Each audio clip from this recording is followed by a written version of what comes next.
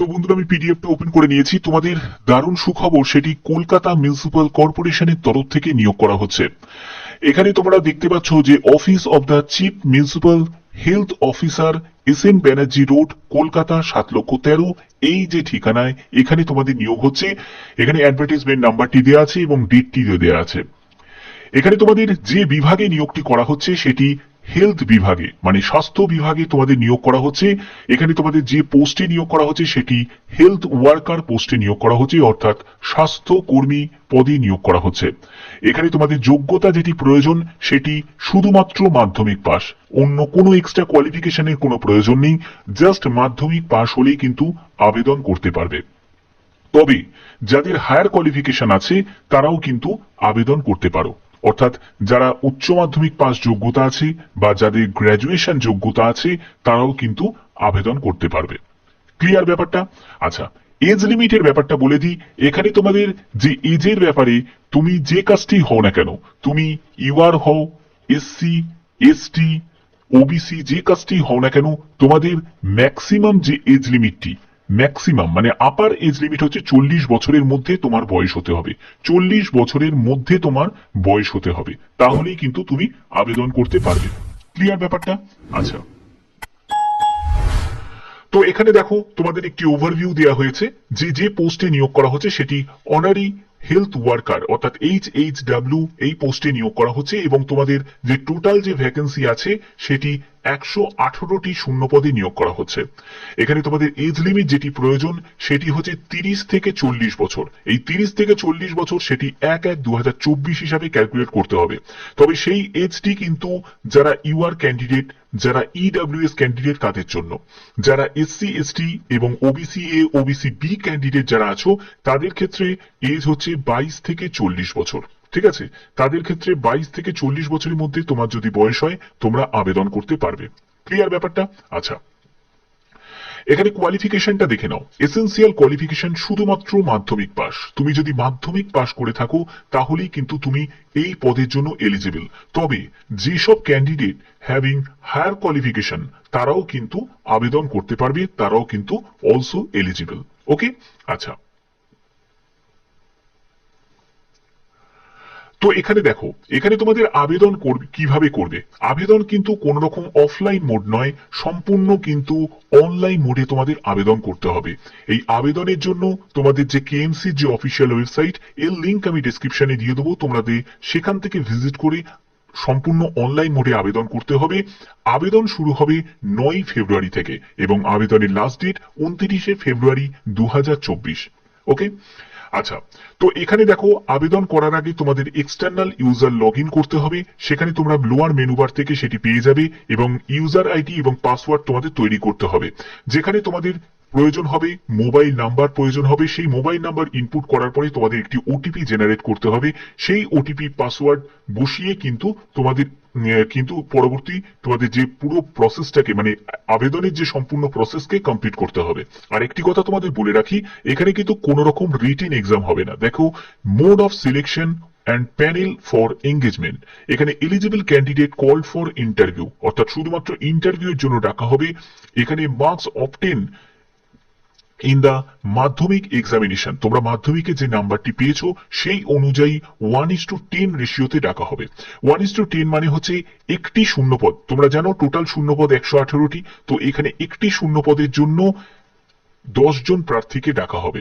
ঠিক আছে, তাহলে তোমাদের টোটাল শূন্যপদ হচ্ছে 118টি শূন্যপদ।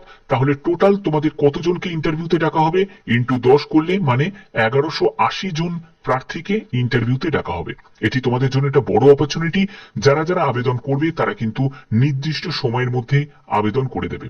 তোমাদের কিভাবে দেখো, তোমাদের সম্পূর্ণ কিন্তু এই যে যে বেসিস মানে সিলেকশনের বেসিসটা যেটি থাকবে সেটি কিন্তু তোমাদের 90% weightage of marks candidate obtain মাধ্যমিক, অর্থাৎ মাধ্যমিকে যে নাম্বারটি পেয়েছো তার ভিত্তিতে কিন্তু 90% মানে 90 রাখা হচ্ছে এবং 10 রাখা হচ্ছে হচ্ছে তোমাদের ইন্টারভিউ। তো টোটাল তোমাদের 100 এর ভিত্তিতে কিন্তু 100 মার্কসের ভিত্তিতে তোমাদের সিলেকশন করা হবে। ওকে, তো এগুলো হচ্ছে তোমাদের ফুল প্রসেস, ঠিক আছে। তো ক্যান্ডিডেট শুড আপলোড, অর্থাৎ দেখো তোমাদের যেসব ডকুমেন্টস গুলোকে আপলোড করতে হবে, যেসব সাপোর্টিভ ডকুমেন্টস লাগবে, তার মধ্যে প্রথম যেটি সেটি হচ্ছে এজ প্রুফ। তোমার এজ প্রুফের জন্য তোমরা নয় মাধ্যমিকের অ্যাডমিট কার্ড দিতে পারো অথবা মাধ্যমিকের পাস সার্টিফিকেট দিতে পারো। ওকে, তারপরে তোমাদের রেসিডেন্সিয়াল অ্যাড্রেস প্রুফ, এর জন্য আধার কার্ড, ভোটার কার্ড অথবা রেশন কার্ড যে কোনো একটি তোমরা দিতে পারো। তারপরে মাধ্যমিকের মার্কশিট এটি প্রয়োজন। তারপরে caste certificate, SC ST OBC A বা বি থেকে যদি বিলং করো তো সেই কাস্ট সার্টিফিকেট কিন্তু তোমার প্রয়োজন হবে। তারপরে হচ্ছে ম্যারেজ সার্টিফিকেট, যদি তোমার ম্যারেজ সার্টিফিকেট থাকে সেটি বা ভোটার আইডি বা রেশন কার্ড বা আধার কার্ড সেটিকে কিন্তু দিতে হবে।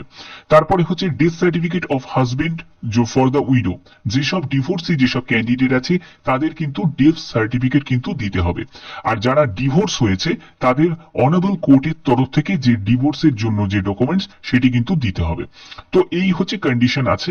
এবং তার যে হার্ড কপিগুলো, all hard copies of the document print out fill the online application, তোমরা যখন অনলাইন আবেদন করবে তখন কিন্তু তার প্রিন্ট আউটটাও কিন্তু তোমাদের রেখে দিতে হবে। যখন তোমাদের ডিভি হবে, ডকুমেন্ট ভেরিফিকেশন হবে, তখন কিন্তু প্রয়োজন হবে।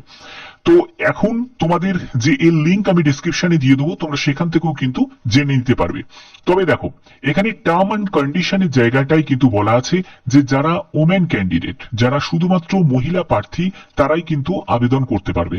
এখানে বলা হচ্ছে যে যারা ম্যারিড তারাও আবেদন করতে পারবে, যারা উইডো মানে বিধবা এবং যারা ডিভোর্সি তারাও কিন্তু এলিজিবল এখানে আবেদন করার জন্য।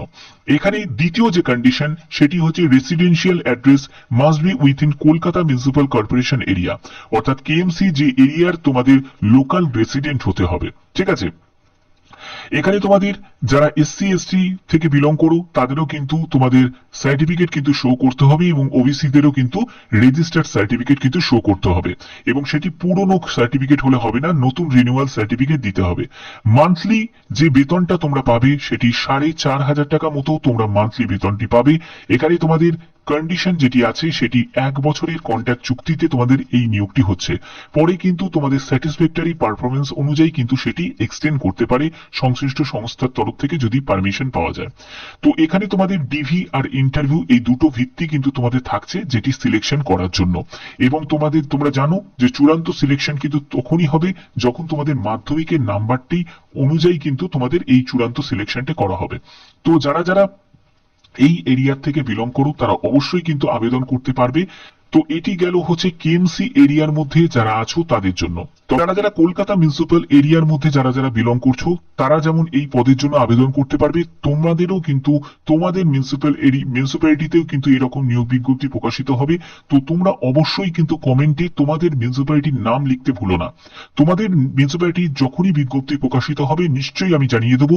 সেটি ক্লার্ক থেকে শুরু করে শুধুমাত্র এই পোস্টে নয়, ক্লার্ক, গ্রুপ ডি এবং তোমাদের HHW যেটি হেলথ ওয়ার্কার, তো এখানে যে কোনো বিজ্ঞপ্তি যখনই প্রকাশিত হবে তোমাদের মিউনিসিপ্যালিটির তরফ থেকে অবশ্যই আমি জানিয়ে দেবো। তার জন্য প্লিজ কমেন্টে তোমাদের মিউনিসিপ্যালিটির নাম লিখতে ভুলো না, কারণ পৌরসভা থেকে কিন্তু প্রচুর নিয়োগ বিজ্ঞপ্তি কিন্তু প্রকাশিত হতে চলেছে।